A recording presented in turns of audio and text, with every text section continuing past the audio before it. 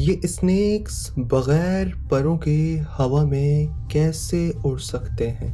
और सिर्फ यही स्नेक्स क्यों उड़ते हैं? दिगर स्नेक्स, पाइथन, कोबरा वगैरह क्यों नहीं उड़ पाते? आखिर ऐसा क्या है जो सिर्फ इन्हीं स्नेक्स के पास है? ना वो विंग्स हैं, ना फ्लैप्स और ना ही कोई पैराशूट। तो फिर आसमान में उड़ान कैसे? देखती आंखों और सुनते हुए कानों को दिमागी फायर पर खुशामदीद। ये पैराडाइज नामी स्नेक्स घने दरख्तों के जंगलात में पाए जाते हैं। दरअसल ये स्नेक्स दरख्तों की दरमियानी हाइट पर मौजूद ब्रांचेस पर बैठते हैं और खुद को धूप लगाते हैं। ये कोल्ड ब्लडेड होते हैं। इनको अपनी बॉडी को गर्म रखने के लिए धूप की ज़रूरत होती है। ये पैराडाइज नामी स्नेक्स हवा में ग्लाइड करते हैं, वो भी शिकार करने के लिए। लाखों करोड़ों जानदार हर लम्हा जंगलात में मुकाबले में होते हैं और दांव पर लगी होती है हर एक की अपनी जिंदगी। कोई किसी के जिंदा रहने के लिए मरता है तो कोई किसी का शिकार होता है तो कोई किसी का। दूर से हरे भरे खूबसूरत दिखने वाले ये जंगलात जहरीले, खतरनाक, चीर फाड़ देने वाले जानवरों से भरे होते हैं। हर दिन हर एक जानदार को अपना फूड तलाश करना होता है और तलाश करते वक्त इस बात का ख्याल रखना होता है कि वो कहीं खुद किसी का फूड ना बन जाए। लेकिन ये पैराडाइज स्नेक्स हवा में किसका शिकार करते हैं? ये स्नेक्स बहुत ही हल्के होते हैं और 1 मीटर से ज्यादा लंबे होते हैं।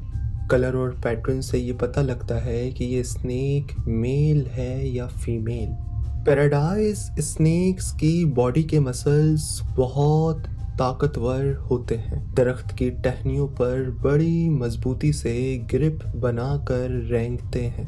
इनके मसल्स इतने स्ट्रॉन्ग होते हैं कि बॉडी का थोड़ा सा हिस्सा ही टहनी पर होता है, लेकिन इसी के बलबूते पर ये आधे से ज्यादा हवा में लटके होते हैं। अपनी बड़ी बड़ी आंखों से दरख्त की टहनी पर बैठकर ये आस पास के माहौल में शिकार तलाश करते हैं। ड्रैको लिजर्ड अपने गले के नीचे लटकी स्किन को बार बार हिलाकर फीमेल्स लिजर्ड्स को अट्रैक्ट करने की कोशिश में मगन होता है, लेकिन इस बेचारे को भिनक भी नहीं पड़ती कि फीमेल्स लिजर्ड तो नहीं बल्कि इसकी तरफ इसकी मौत अट्रैक्ट होने वाली है। पैराडाइज स्नेक्स लिजर्ड्स का शिकार करते हैं। ये स्नेक अपनी सारी अटेंशन लिजर्ड की तरफ कर देता है, उसको अपने फोकस में लाता है, अपनी बॉडी को तैयार करता है। ये अपने रिब्स को स्ट्रेच कर लेता है, जिसकी वजह से अब ये राउंड नहीं होता, ये रिबन की तरह स्ट्रेट हो चुका होता है और इसकी चौड़ाई डबल हो चुकी होती है। दरअसल गोल राउंड पाइप या रस्सी की तरह की चीज हवा पर नहीं टिक पाती, लेकिन अगर वो फ्लैट हो रिबन की तरह तो वो हवा में थोड़ी देर के लिए टिक पाती है या उस पर ग्रेविटी आराम से अफेक्ट करती है।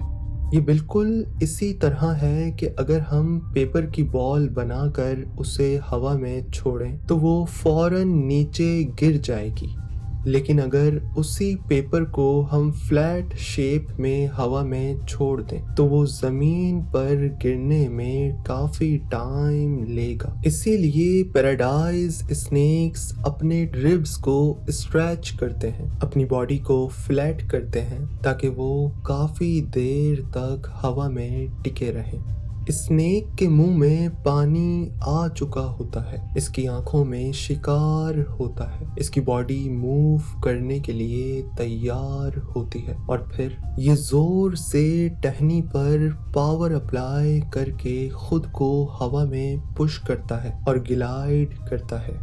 इसी दौरान ये एस शेप में मूव करता है, विगिल करता है, वो भी बार बार, ताकि नीचे ना गिरे और तकरीबन 25 मीटर की दूरी पर मौजूद पेड़ पर जा गिरता है। अगर यही स्नेक दरख्त की टहनियों पे से रेंगते हुए जमीन के जरिए अपने शिकार तक पहुंचता तो काफी टाइम के साथ साथ काफी एनर्जी भी जाया होती। इसी वजह से ये पैराडाइज स्नेक्स एनर्जी बचाने के लिए हवा में ग्लाइड करते हैं अपने शिकार तक पहुंचने के लिए। ये स्नेक्स ग्लाइड कर पाते हैं क्योंकि ये इस काबिल होते हैं कि अपने रिब्स को स्ट्रेच करके अपनी बॉडी को फ्लैट कर सकें और उसे हवा में टिकाए रख सकें। ड्रैको लिजर्ड अभी भी खतरे से अनजान होती है, वो दरख्त की टहनी पर चल पड़ती है। पैराडाइज स्नेक भी उसके पीछे ही चलता है। ड्रैको लिजर्ड चलते चलते टहनी के किनारे पर पहुंच जाती है, मगर अब पीछे मौत होती है। स्नेक इसके बहुत करीब होता है और इस तक पहुंचने ही वाला होता है कि इतने में ड्रैको लिजर्ड भी अपने रिब्स स्ट्रेच करके अपने परों को खोलता है और हवा में ग्लाइड करके दूर चले जाता है। ये जिंदगी मौत का खेल चलता रहता है। पैराडाइज स्नेक्स लिजर्ड्स ईटर्स होते हैं और ड्रैको लिजर्ड्स फ्लाइंग लिजर्ड्स होती हैं। ये दोनों ही हवा में ग्लाइड कर सकते हैं, एक अपने विंग्स की मदद से तो दूसरा अपनी बॉडी के शेप को चेंज करके।